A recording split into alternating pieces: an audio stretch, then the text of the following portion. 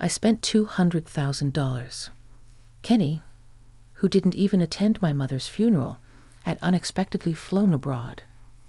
$200,000. What on earth did you do with such a sum? You remember that grand piano we had at home? I sold it, man. Coming from a wealthy family sure had its perks. That was a fine piano. I never imagined it would fetch $200,000. It seems Kenny mistakenly thought that the grand piano at home was his. My condolences. The inheritance rights to the family estate are all mine. However, that piano was originally bought by our grandfather for my brother, and it still belongs to him. My brother, who's always loved the piano and now works as a piano teacher, left it at our family home because it was too big for his house. Given my brother's strong sense of ownership, he would be furious to know that something of his had been sold without his consent. Knowing my brother, simply compensating him won't be enough. When I told Kenny this, he hung up immediately. My name is Rachel Schneider. I'm a 45-year-old office worker. My family has a distinguished lineage that dates back to colonial times and is well known in our community. Moreover, thanks to my late father's successful business, we now own assets worth $9 million. Originally, my older brother was supposed to inherit the family estate. However, he had a girlfriend from a family that also required an heir.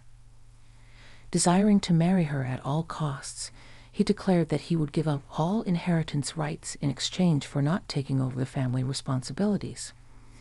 This left me with the challenge of needing to find a spouse to continue the family name. Even though I had always wanted to be independent without relying on family wealth, I focused solely on my career. Before I realized, I found myself in my mid-40s and still single. I needed to find someone or our family line would end with me. So I took a leap of faith and attended a singles mixer. That's where I met my current husband. His name is Kenny, and he's surprisingly 10 years younger than me. Yet, at the party, he didn't pay attention to any of the younger women and came straight to me. "You sure you want to be with someone as old as me?" I asked him repeatedly, but Kenny looked straight into my eyes and answered, "I'm a bit shy and not very assertive. I've always been drawn to older, more grounded women." True to his words, Kenny gave off a gentle, reserved vibe. I felt that he could bring some peace to my assertive family dynamics. As our relationship progressed, there was something I had to tell him. My mother had been bedridden due to illness since last year, and I was taking turns with my sister-in-law, Catherine, to care for her. Wondering how to break the news since we were considering marriage, given our age, I finally told him on our third date.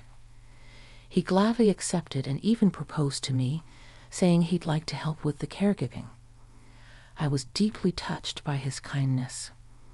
At least that's how I felt in the beginning. Kenny works as a daycare teacher. However, 4 months into our marriage, he suddenly wanted to quit his job. When I asked why, he replied with a remorseful look, "Sorry, Rachel, the parents at my daycare are just too demanding and complaining a lot. I just can't handle it anymore." Surely it must have been tough for Kenny, looking so timid. I would have normally said, "Try a little harder," to encourage him. But with him helping with my mom's care now, I couldn't say a word. Plus, I'm 3 months pregnant now. I want to get along well with Kenny for the sake of the baby on the way. I was showing a lenient face, but I soon regretted it. As I came out of the shower and tried to enter the bedroom, I could hear Kenny whispering on the phone. I was shocked at the content of his call. I managed to get married without her finding out I'm unemployed. She totally believed me when I just told her I quit my job. When in reality, I quit like 2 years ago. It sounded like he was talking to one of his buddies. From the other end, I faintly heard a male voice say, "Man, you're really something." Well, Rachel's family is pretty wealthy around here. I thought I hit the jackpot when I saw her at that dating event. But then again, given her age, I was probably the only one to approach her. I felt deceived. Was the gentle Kenny I knew all just an act? I wanted to confront him immediately, but thinking of the baby, I couldn't utter a word. Knowing Kenny's true intentions, I lost confidence in our future. Today, Catherine will be taking care of my mom until 5 p.m., and then I'll take over. I was pondering whether I should confide in someone about Kenny. That's when my brother's wife, Catherine, spoke to me. Rachel, you look down. If something's troubling you, please share it with me. She's such a kind person, having taken care of her own mom for years. She's really good with mine, too. I opened up to her about Kenny. She listened intently to my story. It's good you talked. Keeping this to yourself could have been harmful to your unborn child. Yeah, I'm sorry. No worries. Talking doesn't necessarily solve everything, but it surely lightens the load. Still, this is quite the situation. Catherine looked really concerned, almost as if it was her own problem. Suddenly, the doorbell rang, and without waiting for a response, Kenny entered. Both of us were taken aback, but Kenny acted like nothing was amiss and smiled. Rachel, I'm going to help with your mom's care from today. You're not in the safe period yet, so I don't want you straining yourself. Kenny was putting on the act of a gentleman in front of me. Really? Okay, let me show you how to care for her. No, I'll learn from Catherine. You just rested at home. Well, my brother's coming home early today, so we won't need her help. Upon hearing that, Catherine looked at me, shaking her head as if to say, it's okay. She might confront Kenny and get the full story out of him once I'm gone. Thinking that, I decided to leave it to her and head home, but I couldn't help but worry. So I pretended to leave but hid nearby. Catherine tried to start a conversation with Kenny, but he spoke first. I've been meaning to ask, why are you taking care of your mother-in-law in this house? Well, my husband's busy and can't make it, and Rachel has her job. But more importantly, why are you asking? Then Kenny exclaimed, What? And began to say horrible things to Catherine. You live in such a wealthy home, you'd have enough money to put your mother-in-law in a care facility, wouldn't you? Or is it something else? Did your husband give up his claim to this family's wealth, so you're trying to curry favor by taking care of her? That must be it. You'd be pretty upset if you married into money and didn't get a piece of the inheritance, wouldn't you? That's just cruel. I too was so angered by Kenny's harsh words that I wanted to leave the room. However, as I was about to, Catherine, noticing me, signaled with her eyes not to. I reluctantly stayed quiet and just watched the scene unfold. You hit a nerve, didn't you? If so, leave right now. This family's wealth belongs to us, my wife and me. So I'll take care of my mother-in-law by myself from now on. With that attitude from Kenny, Catherine felt it was pointless to say anything more and left the scene. I also discreetly stepped outside. She must have been deeply hurt. I wondered how I could apologize to her. Then Kenny began taking care of Mom all by himself. I offered to help, but Kenny told me I absolutely shouldn't come. He just explained the basics of caregiving. However, his careless caregiving had tragic consequences, and our mother passed away. The funeral was held at a church where generations of our family had been buried. However, from the day Mom passed away, Kenny disappeared. I tried to figure out where he might have gone, but with funeral preparations and other arrangements, I was too occupied. Relatives and neighbors seemed puzzled by Kenny's absence. Catherine, crying in front of the altar, apologized for entrusting Kenny with the caregiving. I approached the distraught Catherine and tried to console her. Catherine, please don't be so hard on yourself. It's our fault, not yours, I said. No, Rachel, it's not your fault, but where on earth is that man? I wanted to give him a piece of my mind today, and he vanishes just as Mom passes away. Exactly. And wasn't Kenny often out, even while he was supposed to be caring for Mom? Where was he going? Someone interjected. Yes, according to neighbors, Kenny frequently left the house. He was out so often, it didn't seem like he was caregiving at all, more like he was just bumming around. Also, they mentioned a large truck had come by once. What was that truck about? I was curious, but with the funeral going on, I didn't bring it up to anyone, another added. The funeral ended, and even after 3 days, Kenny hadn't returned. Then I got a call on my cell from Kenny. Hey, Rachel, I'm currently at a luxury hotel in Europe, the kind I saw on a travel show. Kenny's carefree voice came through. What? Kenny, you skipped Mom's funeral. And you're doing what now? I angrily yelled. An unexpected answer came from Kenny. I spent $200,000. $200,000? Where'd you get that kind of money? Remember the grand piano at our family home? I sold it, man. It was a good one. Who would have thought it'd go for $200,000? Turns out Kenny had sold the family's grand piano and was using that money to travel around Europe. That piano, which Mom said was a family heirloom, was indeed worth around $200,000. Apparently, the hotels Kenny booked were all quite luxurious, and he had quickly spent all the money. I never dreamed Kenny would do something like this while supposed to be taking care of Mom. Our family home had tight security, but with family, it's a different story, I said. The truck that had been at our home must have been there to transport the piano. Why on earth are you doing something so selfish? The whole family was worried about you since you weren't at the funeral, someone remarked. Well, you know, when you have a kid, you won't have much free time anymore. You have a job, so I guess I got to be the stay-at-home dad, Kenny said. Forget my anger. It's good that he wants to take on child-rearing. But he seems intent on leeching off me. Moreover, it appears Kenny mistakenly thought that grand piano was mine, I thought to myself. I confronted Kenny, who had unknowingly sold the grand piano and splurged with the money, with the words, "My condolences." I said. What do you mean by that? Kenny responded in a dumbfounded voice. I explained the details about the grand piano.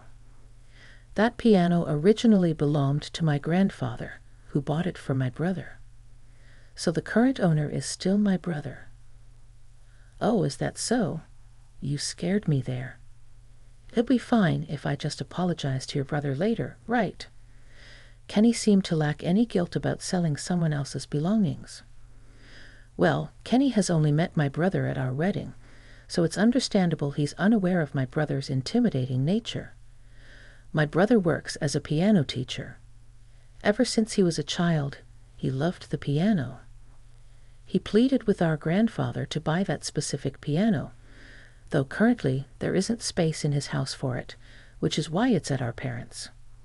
Yet he's still the owner. While working at a piano school, he has also expressed his wish to start his own school using that very piano. The piano means more to him than anything else. I can only imagine what kind of punishment awaits you, I said. After hearing that, the phone abruptly hung up. He's probably feeling regretful and is now racking his brains, I thought. For now, I called my brother and told him everything about the phone call. Needless to say, he was livid. The next day, Kenny rushed home, entering from the front door. His eyes widened, seeing everyone in the living room. What's going on? Why is everyone here? Kenny asked nervously. I had timed it so that the whole family would gather when Kenny returned home. Of course, my brother and his wife, Catherine, were there too. With a menacing look, my brother said, Kenny, I heard everything from Rachel. What were you thinking selling someone else's property, especially something that valuable, without consulting the family. Kenny, visibly nervous, tried to justify himself. I was just trying to help with the chores around the house out of boredom. When I saw the old, large, grand piano, I thought no one was using it anymore, so you decided to sell it. Yes, I mean, it seemed like a waste just to leave it there, Kenny stammered. My brother, with a stern expression, asked, Really? That piano was special, imported by our grandfather from a top European manufacturer. Where's the money from the sale? As expected, my brother was quite the actor. Everyone probably knew that Kenny blew all his money on an overseas trip, but he was trying to make him confess in front of everyone. Kenny must have been desperately thinking of an excuse. He didn't respond immediately and seemed lost in thought. The sales money.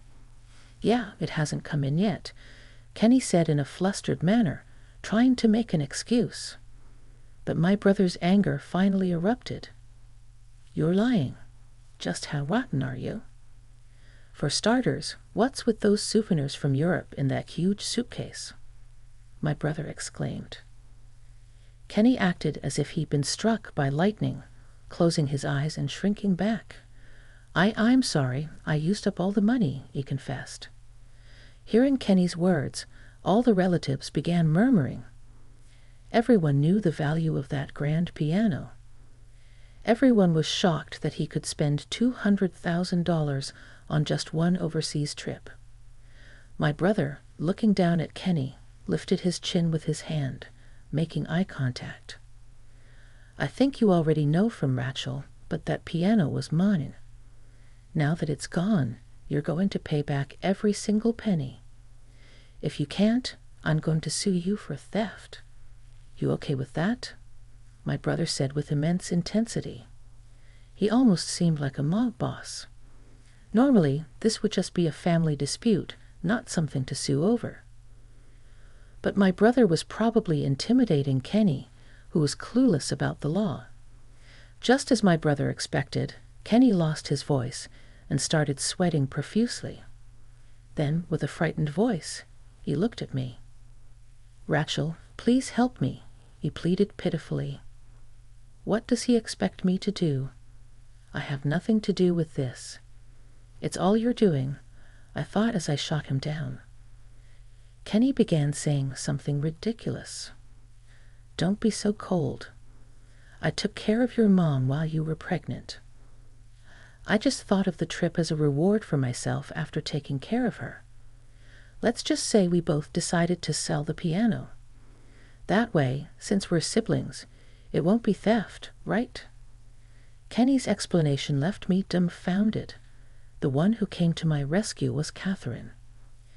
Enough is enough. Didn't you tell Rachel not to come for caregiving?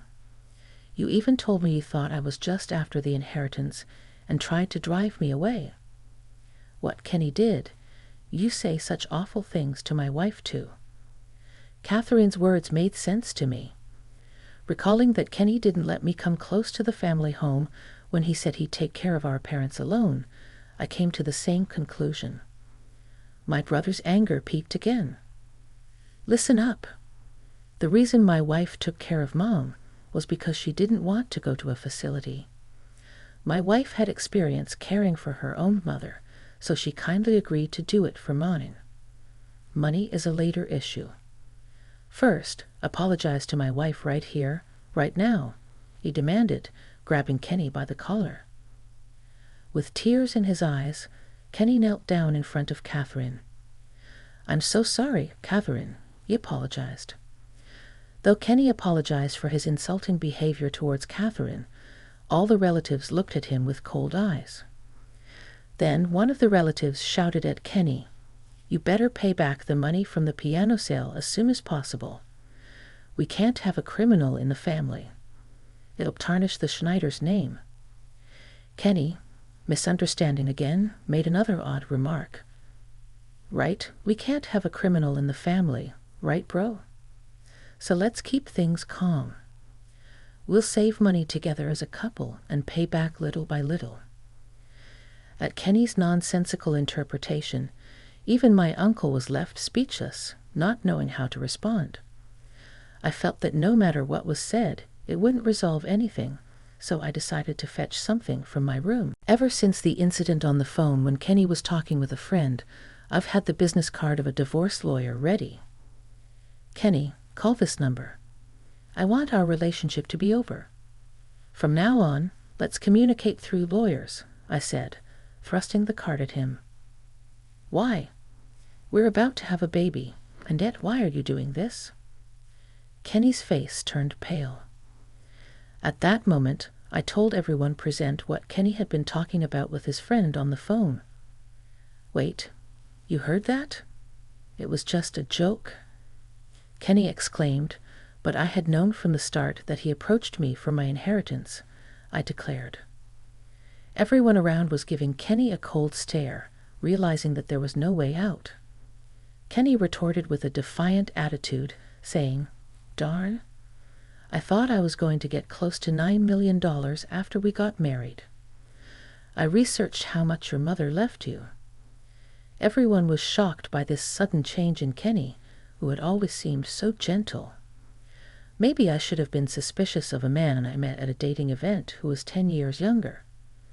I thought we had married for love, but this hurt me deeply, I confessed. From now on, Kenny would be a stranger to me and my brother, so naturally, he had to pay back the money from selling the grand piano, I concluded firmly. Kenny broke down, saying, "I can't do that," but all the relatives present would testify against him, so there was no escaping this. "However, rest assured, I won't ask for child support," I added. "In return, Kenny, you'll have nothing to do with this child. This is my child alone. You can't even claim to be its father," I firmly stated, placing my hand on my belly. Upon hearing this, Kenny looked devastated and collapsed. Since the divorce, Kenny had been living in poverty, working odd jobs. One day, my phone rang, and it was Kenny. I didn't want to have anything to do with him, but he kept calling, so I reluctantly answered. I said, "Rachel, please help me," Kenny pleaded in a pitiful voice. He explained that the buyer of the grand piano he sold wanted to return it and get a refund. When Kenny sold the piano, he had said it was in pristine condition. However, there was a large engraving on the back made by my brother, claiming ownership. Probably Kenny didn't check the back.